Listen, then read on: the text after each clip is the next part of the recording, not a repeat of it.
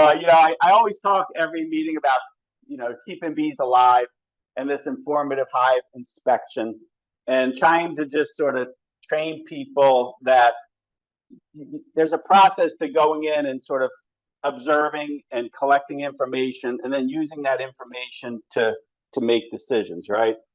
And ultimately, management is a behavior. We all manage our hive differently. And I said this last month, and someone actually came up to me and said, "George, you're right." I was like, I got to first time for everything. So I said, I'm going to repeat myself this month, right? Because somebody found some wisdom in it. So behavior equals what? If anyone remembers, perspective, your perspective on things, right? Your perspective on beekeeping, your perspective on the world, your perspective on humanity, and everyone's perspective is different. And I'm not going to tell anybody what perspective to have. That's yours, and it's as valid as anybody's. Like my perspective is like this, somebody else's perspective is like this, someone else's perspective is like that, and that's going to drive your behavior, and it's going to drive your behavior with bees too. So that's a piece of it, and then the other piece of it is behavior equals perspective plus desired outcomes, right? We all have different desired outcomes to our beekeeping, right? Some of us want to produce thousands of pounds of honey. Some of us want to have 2 hives. Some of us want to do education. Some of us want to do a master beekeeper course. Some of us want to be president of whatever it is, right? Whatever your desired outcome is. And that's personal too. So I'm not going to, and I'm not, and I hope I never have, and I do apologize if I ever have, to say anybody's perspective or anybody's desired outcomes is wrong, because they ain't, Now, if you're doing a behavior to get a certain desired outcome, and I have some thoughts on it, I may share that with you and say, why don't you think about doing it this way? Or why don't you think about doing it that way if that's what you want? But I'm not going to make you or tell you need to do things a certain way. But with that said, I do think there's a way to keep organized in how you approach your bees and what to be looking for and what to ask. Okay, so I've simplified it to 4 things. And if you can remember these 4 things, when you get into your hives, you're always going to know what to do. And the chance of your bees being alive is a lot greater than if you don't, right? And this has been 15 years in the making. And this slide will probably look different in 2 or 3 years, honestly. But that's where it is today. So the first thing that you're going to look at when you inspect your hives is your bees. Are there bees in it? How much bees in it, right? That's an important question, because you have what you're trying to decide management-wise is match the hive size to the colony size. I never was taught this, honestly, or I was taught it and I didn't listen or it didn't register at all. Bees like to sort of be tight. They don't like small colonies don't like to be in big stacks, and big colonies don't like to be in small stacks, right? So, look at your bees, get an assessment of how many bees, and decide if my bee population's going up or if my bee population's going down. What's your bee population doing right now? Generally going down, right? So they're going to hit their nadir sometime around end of November. Is kind of when there's a lot of brood. I don't know why there's so much brood. We were talking about this, that there's lots of brood being made right now, but eventually the brood production will stop, and then that's it. Whatever you got at that point is going to be kind of your winter bees. And I feel like most of the brood, again, every year depends based on weather, nectar flow. I feel like most of the brood is hatched out by the end of November. So whatever your bee population is at the end of November is kind of where it's going to be, if not drift down a little bit until they start making new bees in early February, and then it's going to go back up. So your bee population's coming down and will eventually level off soon. Brood. You always want to recognize that you want to look at the brood. Obviously, every colony should have brood unless it's December or January. For the most other times of the year, you should have brood, and you want to really recognize a queenless colony early and intervene when hopeless. Late intervention of a queenless colony results in a mess, right? It results in the laying worker, it results in wax moth, it results in hive beetles. So your ability to say, yes, I'm queenless, and then am I hopelessly queenless, and intervene with that. Now, this time of year, if you're queenless, you're in trouble, honestly, because if you've been queenless, you haven't been making brood for a while, and your bee population's low.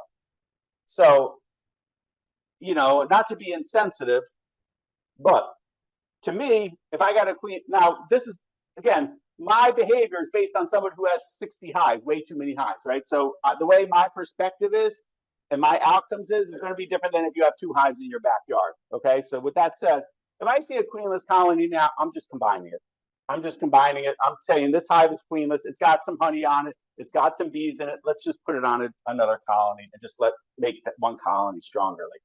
And if it's a really weak colony, it gets shaken out, and those boxes go into the shed for the winter. If you only have one hive and it's queenless, that's a tough scenario to be in right now, I think, because I do think trying to get a queen now is difficult. Trying to ask the bees to make a queen now is almost impossible.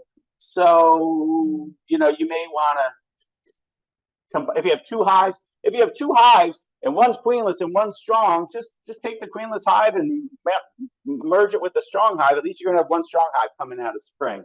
That's my thought on it. But again, your behavior is going to be dependent on a bunch of things. But you want to recognize when you're queenless and intervene early. Food. You always want to assess food. This gets not talked enough about too, along with hive size. You know what I mean? Like, bees need food. We need food. Bees need food. They always need food. The colony always needs food, and they always need food in reserve, right? So we think of, like, you need a refrigerator. Well, we don't need a refrigerator, but we need a refrigerator, right? If we all depended on fresh food, we would be in trouble at sometimes, because sometimes we go into the refrigerator, right? So bees need nectar, and they also need some honey at all the time, because what happens if the weather sucks for a week and you're running your colony really light on food? You know what's going to happen? They're going to shut down brood production, or that brood isn't going to be as healthy as it can. So you always want to be looking at, is there enough sugar? Is there enough nectar and honey? And is there enough pollen on the hives to produce, not only to keep up with brood production, but also to give them some reserve if there's times of stress, right? So this time of year, so the apprentice program goes out every 2 weeks, and we've been taking care of the 15 to 20 nukes that are out there, and these nukes are 2 5-frame nukes, so they're 2 5-frame nukes, 10 frames in total. We weighed them a month ago, and we weighed them this week, and the hives that we did not feed at all over that month lost 10 pounds. Those hives that we fed once lost 5 pounds, and those hives that we fed twice lost no weight. I don't know what to make out of it, but it's clear that, that the consumption in the last month at the Chesterland apiary in hives that are 2 boxes has exceeded their ability to produce. So they're down 10 pounds. Now, is that what's going on in your apiary? I have no idea. I suspect it may be, but again, every colony is different. You know what I mean, as far as configuration and bee number. But those double nuke colonies, if they were not fed, lost 10 pounds. And that's a significant amount of weight. I mean, they basically went from an average of 50 pounds to 40 pounds. This is average over that month. So anyway, that's food. And the last is disease. You always want to be looking for disease when you inspect your hive. And we're going to hear a little bit about pests. I should say pest and disease. They kind of in the same category, but you want to be mindful, and you really want to know your monthly meg count and treat effectively. Now granted, if you're running 50 hives and you're a commercial beekeeper, you've just said, George, I ain't doing it. Okay, you're not doing it. That there's a universal, don't know your mite count management, but I think the ideal is to know your mite counts. With that said, I won't say it because I'm running out of time. Next slide. There's got to be value in this. There's got to be. I thought like 10 minutes on this last night. So September management considerations. This is what I would, if I was in your apiary and I was kind of coming in and consulting for you, these are the things I would be thinking about in your hives. One is, I would be trying to convince you to decrease hive size to overwintering configuration.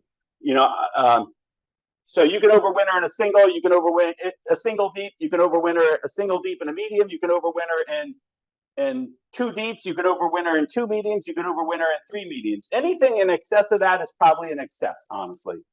What of that you choose is sort of up to you as far as what your beliefs are in some of that. But smaller colonies need smaller space, bigger colonies need bigger space, right? So if you're a honey producer, you're trying to run the biggest colonies ever, you're probably going to need 2 deeps. If you're sort of, not pushing your colony size up, they probably will be okay in 1 deep. It just depends.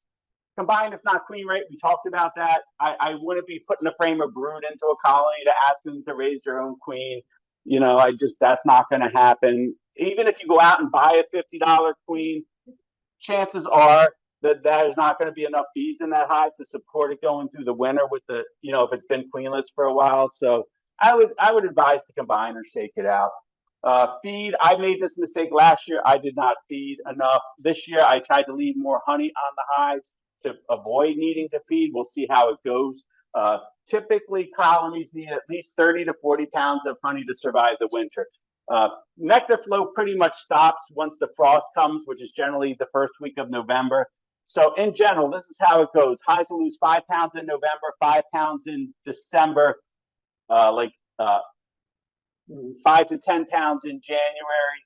In February, they lose about 10 to 15 pounds. And then March, you hope the nectar flow starts. And that depends on the weather, right? So that's kind of what you do. So 30 to 40 pounds will get you through if all goes well, honestly. But if you end up having a March that's cold and wet, you may be running a little bit short at that 30 or 40 pounds. But anyway, you must have 40 pounds on to at least survive. Otherwise, you're going to use emergency feed all winter, which I did last year, which I highly don't recommend.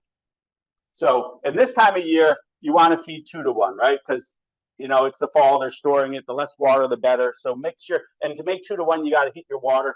You got to make it concentrated. So you got to get a burner out, heat your water, mix your sugar, 2 parts sugar, 1 part water.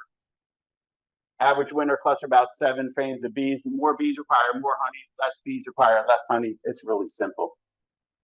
And winter bees are healthiest when virus-free. So this is the time of year to do your last mite treatment. If you need mite treatments, if your mite counts are high, it's nice to have a long-acting treatment on right now when they're sort of raising their winter bees, whether or not that be Apigard, Apivar, or you're going to take your vaporizer out and use it a couple times in the next 6 weeks with oxalic acid. Just some way just to have a nice sort of coverage on when they're making their winter bees, so these bees are as healthy as can be. Virus-free bees are healthy bees. They're more likely to survive. And no matter what your behavior is, I think most of us in the room want our bees to survive the winter. So, really think about your inspections, really think about your management decisions, and really what you're trying to do is get your bees to survive.